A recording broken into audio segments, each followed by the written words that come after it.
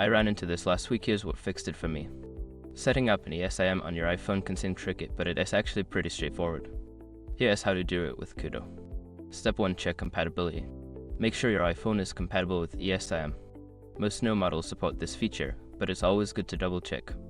Step 2. Get your ESIM activation code. Log into your Koodo account or contact customer service to obtain your ESIM activation code.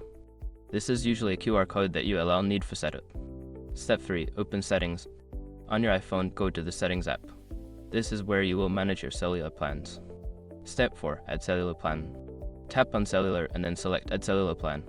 Use your camera to scan the QR code you received from Koodo. Follow the prompts to complete the setup. Step 5. Label your plans. Once the ESIM is added, you can label your plans for easy identification. For example, you might label one plan as Koodo and another as work. Remember, if you encounter any issues scanning the QR code, make sure your camera is clean and that you're in a well-lit area. Enjoy your new ESIM setup.